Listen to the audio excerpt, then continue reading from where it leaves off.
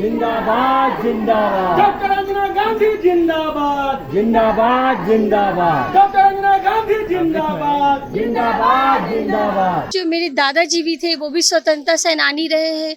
अभी मेरे पिताजी हैं जिन्होंने 40 वर्षों से समाज की सेवा की है। मेरी परवरिश उसी माहौल में हुई है। देखिए, परिवर्तन संसार का नियम है। अभी ऊर्जावान नौजवानों की जरूरत है। अभी हम जितने भी नौजवान हैं जिन्होंने शिक्षा हासिल की है, वो कैसे टेक्निकल तौर पे चीजों को सुधार कर सकते हैं। आप पुरानी पद्धतियों के साथ में सुधार लाने का प्रयास कर रहे थे, तो उसमें बदलाव की आवश्यकता है। जो कर्मचारी हैं, सफाई कर्मचारी हैं, उनका वेतन नियमित करना ये सर्व प्राथमिक काम होगा, क्योंकि काम तो उनसे ही हमें करवाना।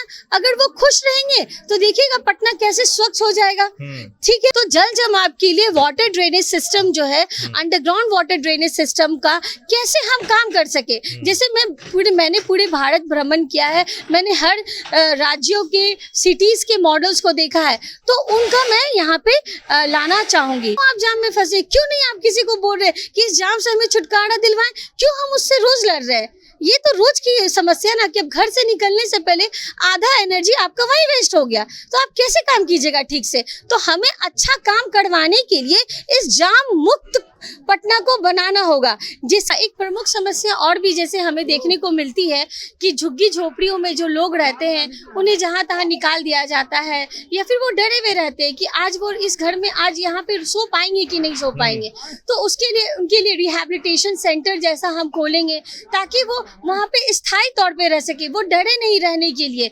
और वहाँ पे एक रोजगार सृजन के लिए भी छोटे छोटे रोजगार महिलाओं के लिए करे जाएंगे, ताकि वो छोटे रोजगारों से वो कमाई कर सके और अपना घर चला सके। जनता जंक्शन में आपका स्वागत है और मैं हूं हमजा। देखिए, मेयर का चुनाव है, उपमेयर का चुनाव है, नगर निगम। जैसे ही नगर निगम के चुनाव का डेट अनाउंस हुआ, सभी कैंडिडेट एकदम जोर आजमाइश में लग गए हैं। अब तो नॉमिनेशन भी हो गया है और हमारे राइट हैंड में जो बैठी हुई हैं डॉक्टर अंजना गांधी, और लेफ्ट हैंड साइड में आजाद गांधी जी, जो पूर्व विधान पार्षद भी रह चुके हैं। अंजना गांधी जी डॉक्टर भी हैं, बताते चले, और साथ में उपमेयर का चुनाव लड़ रही हैं इस बार। आपका वेलकम है अंजना जी। जी धन्यवाद। इस बार आप उपमेयर का चुनाव लड़ रही हैं। जी। पिताजी आपके नेता रहे हैं, जी। पूर्व विधान पार्षद रह चुके हैं। आप भी, पिताजी नेता थे, आप भी नेता बनने आ गई हैं, कुछ अलग है? नहीं, मैं बिल्कुल मैं इस चुनाव मैदान में उतरी हूँ सभी बड़े लोगों के आशीर्वाद वचनों के बाद ही। मेरी परवरिश, जो मेरे दादाजी भी थे वो भी स्वतंत्रता सेनानी रहे हैं। अभी मेरे पिताजी हैं जिन्होंने 40 वर्षों से समाज की सेवा की है। मेरी परवरिश उसी माहौल में हुई है, समाज की सेवा करने के लिए। इसलिए मैं डॉक्टर बनी, ताकि मैं समाज की सेवा कर सकूं। अब उसके बाद में बस ये उसका परिवर्तित रूप है कि आप समाज के बीच में लोगों के साथ बैठ करके काम कर रहे हैं। नहीं तो मैं तो शुरू से ही उनकी छत्र छाया में बढ़ के सीखी हूँ, पली हूँ, बड़ी हूँ और काम भी करती आ रही हूँ। चलिए, आपने देखा है समाज सेवा, मगर जो 20 साल 25 साल में पटना को नहीं बदल पाए, जो भी इससे पहले नेता थे, आप कैसे बदल दीजिएगा? जनता क्यों भरोसा करे आप पे? देखिए, परिवर्तन संसार का नियम है। अभी ऊर्जावान नौजवानों की जरूरत है। अभी हम जितने भी नौजवान हैं जिन्होंने शिक्षा हासिल की है, वो कैसे टेक्निकल तौर पे चीजों को सुधार कर सकते हैं। आप पुरानी पद्धतियों के साथ में सुधार लाने का प्रयास कर रहे थे, तो उसमें बदलाव की आवश्यकता है। अभी आप खुद देख रहे हैं, यूट्यूब, गूगल, नेटफ्लिक्स, ये अब दूरदर्शन चैनल ही कहाँ लोग ज्यादा देखते हैं। उसी प्रकार से अब हम लोग को जो परिवर्तन है, उस परिवर्तन के अनुसार अलग इस पे एक प्रैक्टिस लाना होगा, एक प्रैक्टिकल तौर पे काम करना होगा, जिसके लिए मैं सबसे उपयुक्त उम्मीदवार रहूंगी। ठीक है, ये सुनने में तो बड़ा अच्छा लगता है कि बदलाव लाएंगी, उस पे अमल होगा, मगर क्या रोड मैप है, कैसे बदलाव आएगा? क्या आपका है कि हाँ भाई ये पहला 3 काम करना है और ऐसे करूंगी? हाँ ठीक है, जैसे कि अगर आप किसी काम को करने जाते हैं तो आप उसके लिए पहले एक प्लानिंग करते हैं, तो उसी प्रकार से मैंने भी एक रोड मैप तैयार किया है। तो हमारा सबसे पहला रोड मैप है कि जैसे कि एक महिला होती है, गृहिणी होती है, वो अपने घर को संभालती है, तो पटना नगर निगम वो मेरा एक परिवार होगा। तो आप कैसे कीजिएगा? तो सबसे पहले जो कर्मचारी हैं, सफाई कर्मचारी हैं, उनका वेतन नियमित करना ये सर्व प्राथमिक काम होगा, क्योंकि काम तो उनसे ही हमें करवाना। अगर वो खुश रहेंगे तो देखिएगा पटना कैसे स्वच्छ हो जाएगा। ठीक है। दूसरी समस्या जो है वो है जल जमाव की समस्या। तो जल जमाव के लिए वाटर ड्रेनेज सिस्टम जो है, अंडरग्राउंड वाटर ड्रेनेज सिस्टम का कैसे हम काम कर सके। जैसे मैंने पूरे भारत भ्रमण किया है, मैंने हर राज्यों के सिटीज के मॉडल्स को देखा है, तो उनका मैं यहाँ पे लाना चाहूंगी।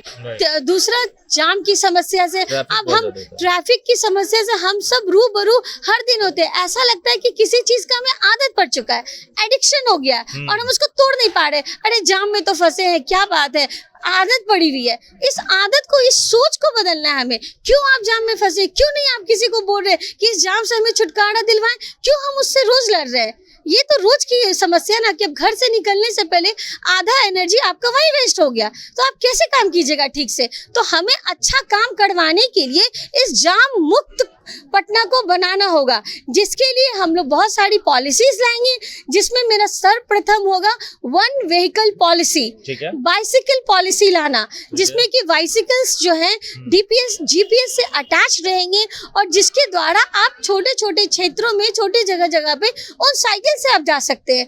एक साइकिल का साइकिल लेन हो गया, जो पैदल चलने वाले जो लेन है, जो प्रमुख रोड पर है, वो क्यों नहीं हर जगह हो? जैसे कि आपका महेंद्रू हो गया, जैसे आपका सुल्तानगंज हो गया, जैसे आपका मुसल्लपुर हाट हो गया, जो हमारा व्यावसायिक केंद्र है, जितने भी खेतान मार्केट हो गया। खेतान मार्केट जाना ही मतलब हम लोग सोचते कि क्या होगा, वहां जा रहे हैं मतलब आप दूसरा कोई काम नहीं कर सकते।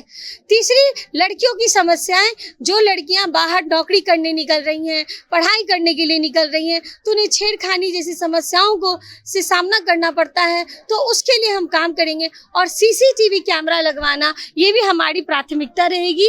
और मोहल्ला क्लिनिक का कॉन्सेप्ट ये हम लाएंगे, ताकि स्वास्थ्य से संबंधित जो औरतें होती हैं, उनका बच्चा बीमार हो जाता है, वो कभी प्रेगनेंसी में उनको डॉक्टर के पास जाना होता है। मान लीजिए वो पटना सिटी के दीदारगंज में है और उनका इमरजेंसी ऑपरेशन कराना रहा, वो गरीब है, उसको पीएमसीएच आना, कितना डिफिकल्ट हर्डल है ये काम, कि इतनी दूर से इतनी दूर आना है और आप जल्दी पहुंच पाएं। तो इसीलिए हम लोग स्वास्थ्य केंद्र जो है वो लोकल स्तर पे ही अगर मिल जाए, तो छोटे बच्चे का इलाज कराना, औरतें अपना जो इलाज कराती है, क्योंकि मैं चिकित्सक हूँ, तो मैं स्वास्थ्य के प्रति बहुत सारा काम करना चाहती हूँ। क्योंकि अगर घर के परिवार अगर शारीरिक रूप से स्वस्थ होंगे, तभी वो काम अच्छे से कर पाएंगे। एक आखिरी सवाल आपसे कर लूं, आप हर जगह घूम रही हैं जी, जा रही हैं, क्या लगता है कि हाँ ये चीज मिसिंग है, ये चीज हो जाना चाहिए था पटना में? देखिए, मैं पटना के विभिन्न जगहों में जो गई हूँ, तो आपने देखा है कि जल जमाव की समस्या है, कूड़ा कचरा जो है कहीं कहीं फेंक दिया जाता है, तो डस्टबिन्स लाना वहाँ पे। अगर आप देखिए, एक चीज़ समझिए, हम बाहर के राज्यों में जाते हैं, हमें कूड़ा जो फेंकने के लिए 100 बार सोचते हैं कि फेंके कि ना फेंके। हम पटना वासी ये क्यों नहीं सोच पाते, हम कहीं भी फेंक देते हैं। तो उसके लिए ये सोच लाना होगा कि डिफरेंट जगह पे डस्टबिन की व्यवस्था करनी होगी, ताकि वो कूड़ा कचरा वहीं डालें। न जल जमाव की समस्या से जो ग्रसित हो रहे, जो नाली है, छोटी छोटी जो नालियां हैं, जो बहुत गंदगी फैला रही, क्योंकि देखिए इन गंदगियों से बहुत सारी बीमारियों की उत्पत्ति होती है। डायरिया हो जाता है, डिसेंट्री हो जाता है। तो इन सब चीज़ों का अगर आप सफाई करवा दीजिएगा, तो वैसे ही बहुत सारे मरीजों की संख्या कम हो जाएगी। एक प्रमुख समस्या और भी जैसे हमें देखने को मिलती है कि झुग्गी झोपड़ियों में जो लोग रहते हैं, उन्हें जहां तहां निकाल दिया जाता है, या फिर वो डरे हुए रहते हैं कि आज वो इस घर में आज यहाँ पे सो पाएंगे कि नहीं सो पाएंगे। तो उसके लिए उनके लिए रिहैबिलिटेशन सेंटर जैसा हम खोलेंगे, ताकि वो वहाँ पे स्थायी तौर पे रह सके, वो डरे नहीं रहने के लिए।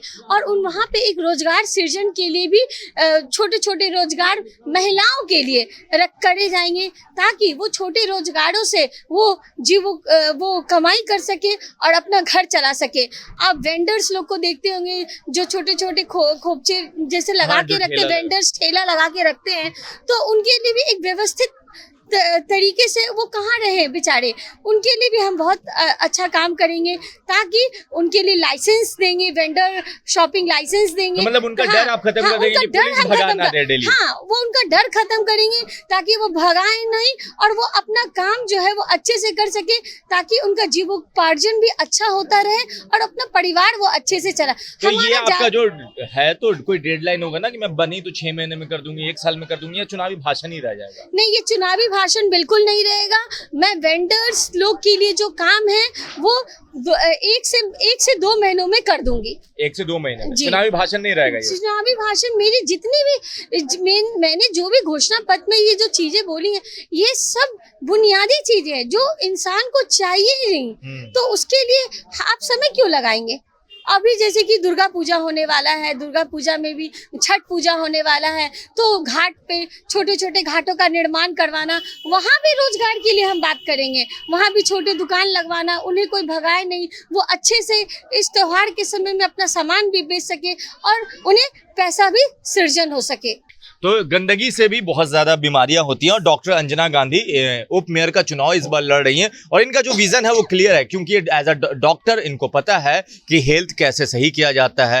एज अ नेता की पोती और बेटी होने के बाद पता है कि समाज की सेवा कैसे की जाती है, और एज अ बिहारी होने के नाते पता है कि बिहार और पटना को कैसे आगे बढ़ाया जाएगा। तो आपको चुनना है, आपको अपना नेता चुनना हो और नेता उसी को चुने जो जिसके पास सबकी समझ हो, और अंजना गांधी के पास अपना पूरा रोड मैप तैयार है। आप इस रोड मैप से कितना खुश हैं, आप अपनी राय नीचे कमेंट बॉक्स में लिखें। जुड़े रहे हमारे साथ, तब तक के लिए आपका बहुत बहुत धन्यवाद।